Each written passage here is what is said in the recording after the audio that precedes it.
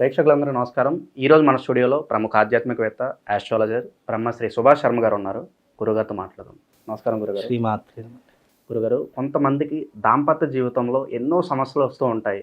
ఏదో రకరకాల గొడవలతో విడిపోయే స్టేజ్ వరకు వెళ్తూ ఉంటారు. విడాకుల కోసం కోర్టు మెట్లు కూడా ఎక్కుతూ ఉంటారు. ఒకరికి ఇష్టం ఉంటుంది, కానీ ఇంకొకరు కలవడానికి రెడీగా ఉండరు. ఏదో ఒక సమస్యల్లో ఉంటూ ఉంటారు. అలాగే ఉద్యోగాల్లో తీసుకుంటే కనుక ఎలాగైనా బాస్ని ఇంప్రెస్ చేయాలి, నాకు ఎలాగైనా జీతం పెంచుకోవాలి అనే మనస్తత్వం కొంతమందికి ఉంటుంది.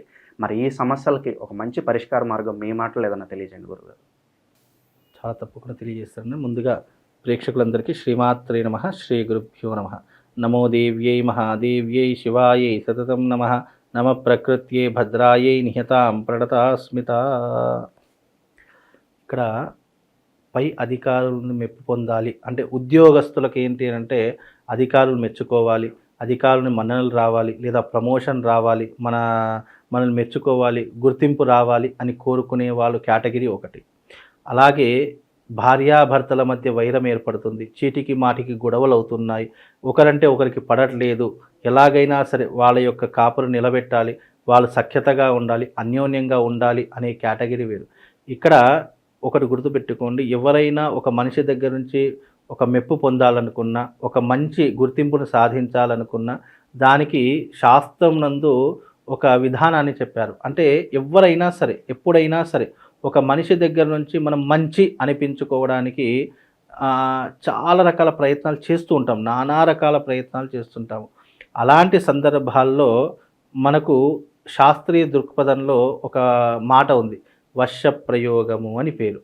ఈ వశప్రయోగము అనేటటువంటిది దీనికి శాస్త్రం నందు కొన్ని ప్రామాణిక గ్రంథాల్లో వాళ్ళ ప్రాబ్లంని బట్టి కొన్ని రకాలైనటువంటి పద్ధతులు మనకి చెప్పారు. ఇప్పుడు మీరు అన్నారు, ఒక బాస్ దగ్గర నుంచి గుర్తింపు రావడానికి, లేదా ఉద్యోగంలో మనల్ని అందరూ మెచ్చుకోవడానికి, అలాగే భార్యాభర్తల మధ్య సఖ్యత ఏర్పడడానికి, ఇంట్లో చీటికి మాటికి గొడవలు అవుతున్నాయి, ఒకరంటే ఒకరికి పడట్లేదు అని అనుకున్నటువంటి సందర్భాల్లో వశీకరణ తిలకము అనేటటువంటిది ఒకటి ఉంటుంది. ఈ వశీకరణ తిలకము అనేటటువంటిది ఎవరైతే ధరిస్తారో, ఎవరైతే పెట్టుకుంటారో వాళ్లకు ఎదుటివారి దగ్గర నుంచి ముప్పు రాకుండా, ఎదుటివారు మనల్ని మెచ్చుకునేలా, ఎదుటివారి మనల్ని అన్ని రకాలుగా ప్రేరేపించేలా చేసేటటువంటిది వశీకరణ తిలకము. ఈ తిలకము అనేక రకాలుగా ఉపయోగపడుతుంది. భార్యాభర్తల మధ్య తగాదాలు తగ్గిపోవడానికి, కోర్టు కేసులు కానివ్వండి, లేదు భూ తగాదాలు కానీ తగ్గడానికి, అలాగే పై అధికారుల దగ్గర నుండి మెప్పు పొందడానికి, మనకు మంచి పదవులు రావడానికి, గుర్తింపు రావడానికి, సెలబ్రిటీ స్టేటస్ రావడానికి, ముఖ్యంగా సినిమా రంగంలో ఉన్నటువంటి వారు ఎవరైనా సరే ఈ రకమైనటువంటి వశ్య ప్రయోగము అనేటటువంటిది కానీ, వశీకరణ తిలకం కానివ్వండి ధరించడం ద్వారా వాళ్ళకు మీరు అన్నట్టుగా తొందరగా రిజల్ట్ అనేటటువంటిది కనిపిస్తుంది. అదే వశీకరణ తిలకము అని దానికి పేరు. అది వాళ్ళ యొక్క జన్మ నక్షత్ర ప్రకారము తయారు చేసి మంత్రము దాంట్లో నిక్షిప్తం చేసి, ఎవరు మీకు వశీకరణ అంటే ఎవరు మీ మాట వినాలి, ఎవరు మీకు అనుకూలంగా మారాలి అని ఇచ్చేటటువంటిది వశీకరణ తిలకం. గురుగారు, అలాగే ఇప్పుడు ఈ వశీకరణం ఈ రోజులో చూసుకున్నట్లయితే చాలా నెగిటివ్గా స్ప్రెడ్ అయిపోతుంది. ఇప్పుడు దాంపత్య జీవితంలో సమస్యలు అయితే ఓకే, బట్ ఎవరి మీద ఎవరికి ఇష్టం ఉంటుంది, గురుగారు వాళ్ళని వశపరచుకోవాలని చెప్పి చెడు మార్గంలో ఎక్కువగా యూజ్ చేయడానికి ఎక్కువగా ఆలోచిస్తున్నారు కదా. అలాంటి వారికి ఏం అంటే ఇది చెడు ఎప్పుడైనా గుర్తుపెట్టుకో, ఒక ధర్మంలో, ఒక హైందవ ధర్మంలో ఒకటి వస్తువు ఏదైనా వచ్చింది అంటే అది ఎవరైనా తయారు చేశారు, లేదా దాని యొక్క విధానాన్ని మనకు అందించారంటే అది ధర్మం కోసం అందించారని అర్థం చేసుకోవాలి తప్ప, దీనిని కూడా చెడు వైపు మనం మళ్ళిస్తున్నామంటే అది వాళ్ళ మూర్ఖత్వము, లేదా డబ్బుకి ప్రేరేపించబడో, లేదా డబ్బుకి ఆశపడో వాళ్ళు ఇలా చేస్తున్నారు అనుకోవాలి తప్ప, ధర్మం ఎప్పుడూ కూడా. ఇంకోటి కూడా చెప్తున్నాను, మనము ఇలాంటి క్రతువు ఆచరించినప్పుడు ఎదుటి వారి యొక్క మనసులో ఉన్నటువంటి కోరిక ధర్మబద్ధమైనటువంటిది, న్యాయబద్ధమైనటువంటిది, ఇతరులకు ఇబ్బంది పెట్టలేనటువంటిది, ఇతరులకు హాని కలిగించలేనటువంటిది ఏ కోరికైనా సరే భగవంతుడు ప్రేరేపిస్తాడు. మేము చేసేదానికి కూడా వాళ్ళకు ఫలితం అనేట దక్కుతుందే తప్ప, మీరు అన్నట్టుగా స్త్రీని వశపరుచుకోవడము, పురుషుణ్ణి వశపరుచుకోవడము, లేదా ఆ వ్యక్తి తన భార్యను వదిలేసి నా దగ్గరికి రావాలి, లేదా భర్తను వదిలేసి నా దగ్గరికి రావాలి అని ఇలా స్వార్థపూరితమైనటువంటి చింతన ఉంటుంది చూసారు. అది నేను కాదు, ప్రపంచంలో ఎవ్వరు ఏ చేసినా అది చల్లదు, రాసి పెట్టుకోండి. సో అలాంటి వాళ్ళకి ఈ తిలకం పనిచేయదు అంటారా? అలాంటి దురుద్దేశం ఉన్న వాళ్ళకి అస్సలు పనిచేయదు. పనిచేసేటటువంటి విధానంగా కూడా మేము సంకల్పం చేయము. సంకల్పంలో ఏం చెప్తాం, ఫస్ట్ ఇప్పుడు మీకు తిలకం కావాలంటే ఎందుకు అని మేము అడుగుతాం కదా, మీకు దేనికోసం కావాలి, అసలు మీ ప్రాబ్లం ఏంటి అని తెలుసుకున్న తర్వాతనే కదా మేము తిలకం ఇచ్చేది. అప్పుడు మీ ప్రాబ్లం నాకు జెన్యూన్గా అనిపించి, అయ్యో నిజంగానే ఈ వ్యక్తికి ఈ కష్టం ఉంది, ఇది నిజంగా ధర్మబద్ధమైనటువంటి కోరిక, న్యాయబద్ధమైనటువంటి కోరిక అని మాకు అనిపిస్తే అప్పుడు అది తయారు చేసి ఇస్తాము తప్ప అనవసరంగా నువ్వు స్వార్థపూరితమైన చింతనతో మేము డబ్బులు ఆశించి, డబ్బులు ప్రేరేపించి మీకు ఎంత కావాలంటే ఇలాంటి ఫోన్లు నాకు రోజుకు 100 వస్తాయండి. మాకు ఆయన కావాలి, నాకు ఈమె కావాలి, మేము ప్రేమించుకున్నామండి, వన్ సైడ్ ప్రేమ అండి, అమ్మాయి లేకపోతే నేను ఉండలేను. ఇవి చాలా విపరీతంగా ఈ కలియుగంలో స్త్రీని వశపరుచుకోవడానికి వచ్చినది వశీకరణ అని చెప్పి చాలామంది భ్రమపడిపోతుంటారు. నిజంగా వశీకరణ ప్రయోగం అనేటువంటి స్త్రీని వశం చేసుకోవడం. వశము అంటే అర్థం ఏంటి అని అంటే ఇష్టమైనటువంటిది పొందడానికి అని అర్థం. అందులో ఇష్టమైనటువంటిది అంటే అర్థం ఏంటి, భార్యాభర్తలు ఒకరినొకరు ప్రేరేపించుకోవడానికి, ఒకరొకరు అన్యోన్యంగా ఉండడానికి చేసేటటువంటిది వశ ప్రయోగం. ఒక పై అధికారుడి దగ్గర నుండి మనల్ని పొందడానికి, అతని దగ్గర నుంచి మంచి అని అనిపించుకోవడానికి చేసేటటువంటిది ఈ ప్రయోగం. అలాగే చాలామంది సెలబ్రిటీ స్టేటస్, ఇప్పుడు రాష్ట్ర రాజకీయ రంగంలో ఉన్నటువంటి వాళ్ళు కానివ్వండి, లేదు అని అంటే కనుక గొప్ప గొప్ప నాయకులు కానివ్వండి, వాళ్ళకు ప్రజల యొక్క మన్ననలు కావాలి, ప్రజలు వాళ్ళకు అనుకూలంగా కావాలి అంటే ఒక రాజకీయ నాయకుడి దగ్గర వశ ప్రయోగం ఉండాలి. ఆ వశ ప్రయోగము ఎవరైనా సరే అతని మాట వినేలా ఉంటే ఆ యొక్క వ్యక్తికి జీవితంలో ఎప్పుడు కూడా ఓటమి అనేటటువంటి ఉండదు.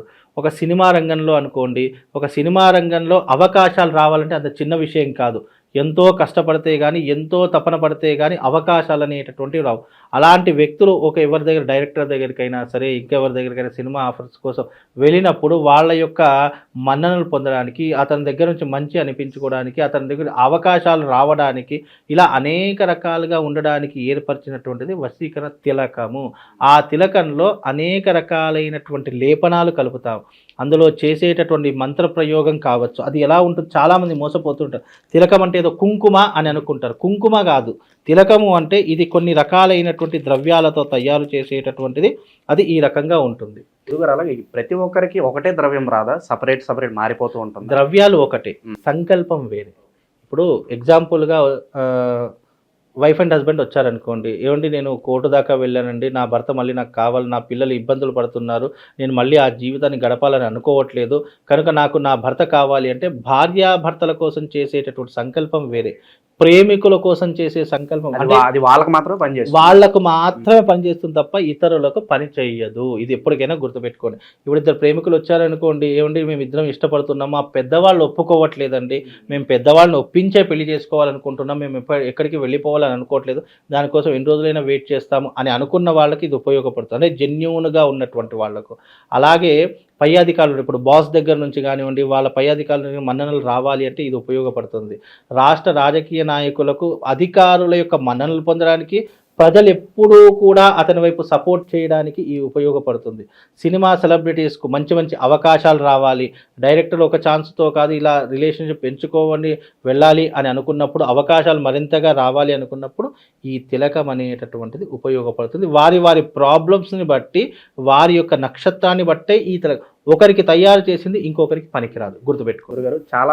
చాలా మంది వివిధ రకాల సమస్యలతో వస్తూ ఉంటారు. అవును, కొంతమంది వాళ్ళ సమస్య జెన్యూనే, కొంతమంది మోసం చేసో లేకపోతే అబద్ధాలు చెప్పో కూడా తీసుకుని వెళ్తూ ఉంటారు. మరి ఎవరు జెన్యూన్, ఎవరు అబద్ధాలు చెప్తున్నారు అనేది మీరు ఎలా తెలుసుకుంటారు? జాతకం ద్వారా తెలిసిపోతుంది కదా. ఇప్పుడు పుట్టిన ఒక మనిషి యొక్క భవిష్యత్తు ఎలా తెలుస్తుంది తెలుసా?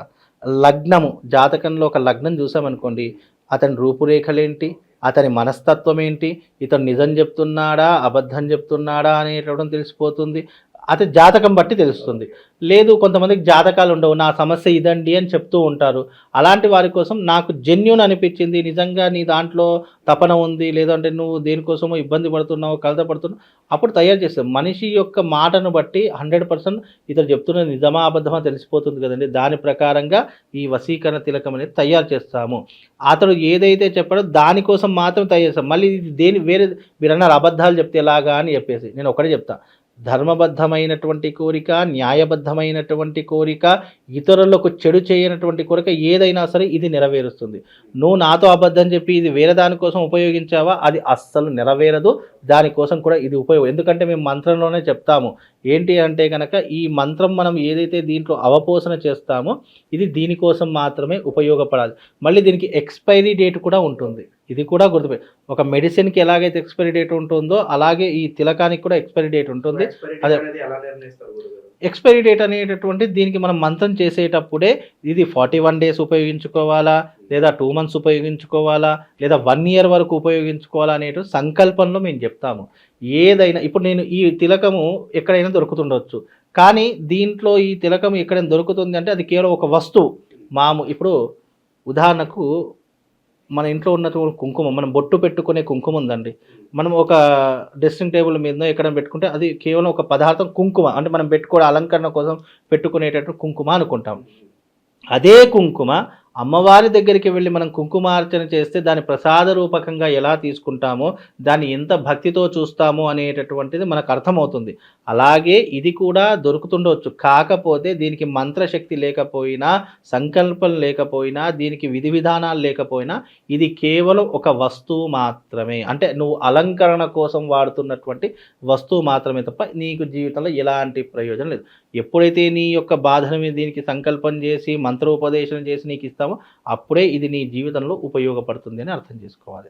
గురుగారు ఇందాక జాతకం చూసి అతను నిజం చెప్తున్నాడు అబద్ధం చెప్తున్నాడు, లైక్ ఇప్పుడు ఆ జాతకం చూస్తే కనుక మనకి నిజంగా అతనికి సమస్య ఉందా, లేదంటే ఇతను కేవలం అతని వ్యక్తిగత కోరిక కోసమే ఇలాంటివన్నీ చెప్తున్నాడు ఖచ్చితంగా తెలుసుకోవచ్చు. అవునండి.